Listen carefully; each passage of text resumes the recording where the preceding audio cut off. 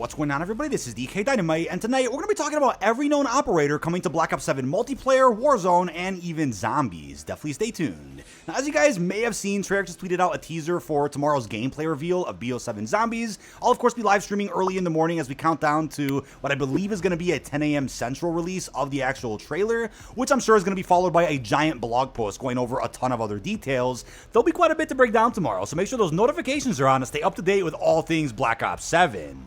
But in yesterday's blog post and the multiplayer reveal trailer, we actually got a glimpse of a ton of new operator skins that we're going to be seeing during the beta and launch window of the game. What I want to start with, though, is by clarifying what's going on with the Vault Edition. So there's obviously 4 operators from the edition. You're going to be getting skins for Harper, Reaper, Karma, and even Ted the bus driver.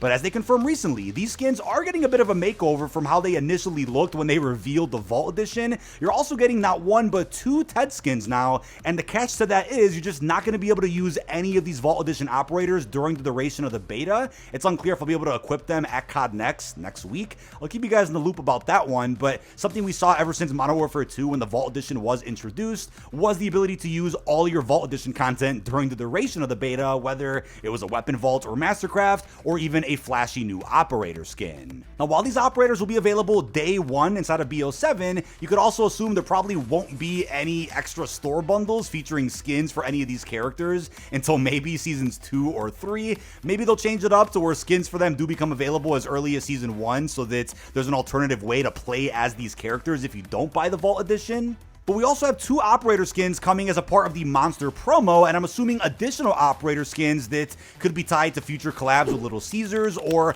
other stores and chains that end up doing collabs with Black Ops 7 this fall. We have the Green Fury and Daylight Ripper skins. You can actually claim these operator skins right now, but won't be able to use them until Black Ops 7 comes out on November the 14th. But the blog post failed to mention the Carry Forward Reznov Challenge Pack. Just like we saw with Frank Woods last year, these operator skins are actually going to carry over as previously confirmed, but for whatever reason just weren't mentioned in the initial blog about BO7 multiplayer. So don't forget, if you guys digitally pre-ordered BO7 and completed your Reznov challenges, you'll have 3 different Reznov skins that you can bring into the game beginning on launch. But if they end up doing another promotion or campaign with the replacer, I would also hope to see the character skins we already have for him carry into Black Ops 7, because it would be silly if for whatever reason you just can't bring in any of your old replacer outfits from BO6, but would have to buy, let's say, a separate store bundle for Black Ops 7 in the future. But as of now, nothing has been confirmed as to whether or not we're going to get another replacer collaboration. And just recently, Treyarch did confirm a slight exception to carry forward, while I'm also sure there'll be other exceptions made in the coming weeks.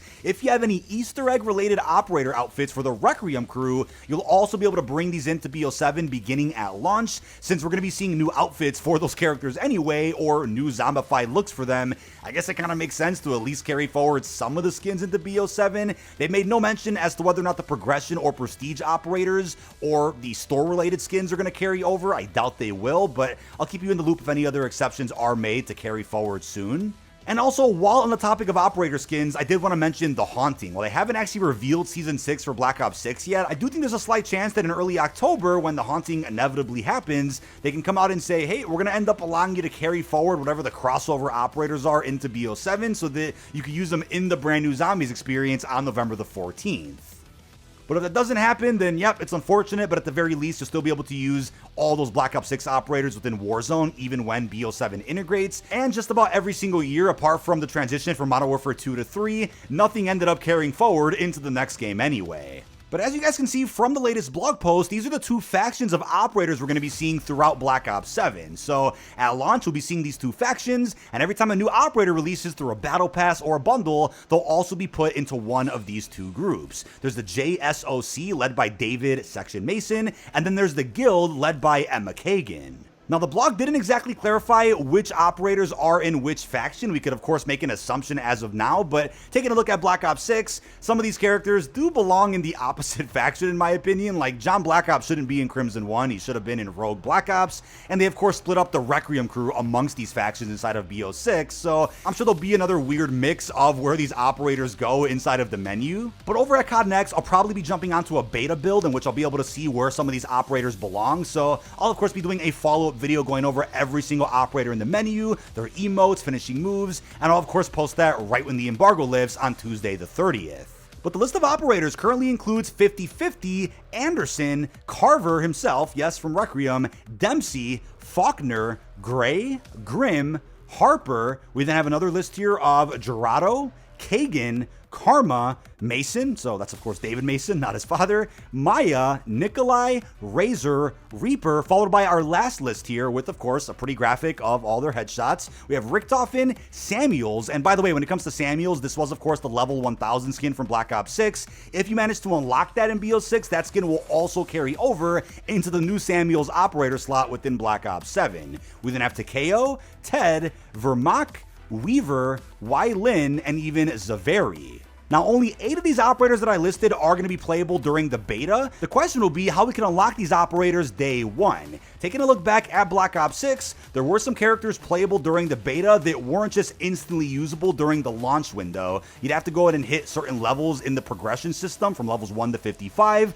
to unlock some of the other characters. Now, none of the characters were locked behind a completion of the campaign or a zombies Easter egg, so you won't have to worry about that. But of course, we have the 4 characters a part of the Vault Edition, and then we have some of the other characters that I'm sure are going to be locked behind, let's say level 15, 20, 30, 45, and somewhere in the 50s. But with the way progression has worked in previous Call of Duty titles, once you unlock an operator once through hitting whatever level it is, you won't lose access to that operator when you go ahead and prestige. You'll only end up relocking a bunch of your score streaks, perks, and other components of the gunsmith. Now, something I also wanted to address was our set of zombie characters. From what it looks like, and I'm sure they'll end up clarifying this in the big zombie blog coming this week, you'll just be able to use any one of the 8 main characters day 1. You won't have to beat an Easter egg, you don't have to hit a certain level. You should just be able to use any of those 8 characters right off rip, since it's of course important that you do play as a dedicated crew, because a lot of the main story is going to be presented through in-game character dialogue. So hopefully they don't change anything to do with this, but it would be cool if you can get 2 operator skins per Easter egg, one for a Requiem character and one for a character that's a part of the new version of Ultimus. I'm also betting that what we'll see closer to launch is a giant progression blog as we got for BO6, where they go ahead and preview all the prestige rewards, the bonus operator skins, extra blueprints.